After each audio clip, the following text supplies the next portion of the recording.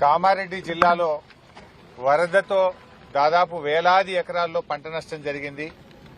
వందలాది ఇళ్లు కూలిపోయాయి. ప్రాణ నష్టం, ఆస్తి నష్టం జరిగింది. ముఖ్యమంత్రి గారు స్వయంగా కామారెడ్డికి వచ్చి రివ్యూ చేసి అందరినీ ఆదుకుంటామని భరోసా ఇచ్చి నిన్నటికి నెల రోజులు పూర్తయింది. కానీ నయా పైసా సాయం కూడా జరగలేదు. జిల్లా అధికారులు పంపిన రిపోర్టులో దాదాపు 344 కోట్ల రూపాయల నష్టం జరిగిందని చెప్తే ఇప్పటి వరకు 34 రూపాయలు కూడా ఈ జిల్లాకు విడుదల కాలేదు. ఎక్కడికక్కడ రోడ్లు తెగిపోయినాయి, విద్యుత్ సరఫరా నిలిచిపోయింది, కాలువలకు గండ్లు పడ్డాయి, చెరువులు తెగిపోయాయి. కానీ ఏ ఒక్క చోట కూడా పునరుద్దరణ ప్రక్రియ స్టార్ట్ కాలేదు. ముఖ్యమంత్రి గారు కామారెడ్డికి వచ్చి కామారెడ్డి ఎల్లారెడ్డి నియోజకవర్గం మధ్య తెగిపోయినటువంటి బ్రిడ్జిను చూసిపోయారు. వెంటనే రిస్టోర్ చేస్తామని చెప్పారు.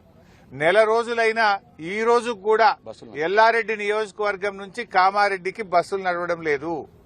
ఎల్లారెడ్డి నియోజకవర్గం నుంచి కామారెడ్డి జిల్లా హెడ్ క్వార్టర్ కు రవాణా సౌకర్యం అంటే ఆర్టీసీ బస్సులు లేక పిల్లల చదువులు ఎఫెక్ట్ అవుతా ఉన్నాయి. మరి ముఖ్యమంత్రి గారేమో పెద్ద పెద్ద మాటలు మాట్లాడిండు. 15 రోజుల్లోగా మళ్ళీ హైదరాబాద్ లో మీటింగ్ పెడతా, 15 రోజుల్లో రివ్యూ చేస్తా, మొత్తం యుద్ద ప్రాతిపదికన పనులు జరగాలన్నాడు.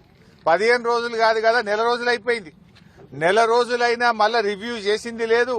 జిల్లా ఇన్ఛార్జ్ మంత్రి సీతక్క గారు ఇటు మర్రి చూసింది లేదు, బ్రిడ్జిలు రిపేర్ చేసింది లేదు, రైతులకు పైసా సాయం చేసింది లేదు, ఇండ్లు కూలిపోయిన ప్రజలకు కూడా ఒక్క రూపాయి ఇచ్చిన పాపాన పోలేదు.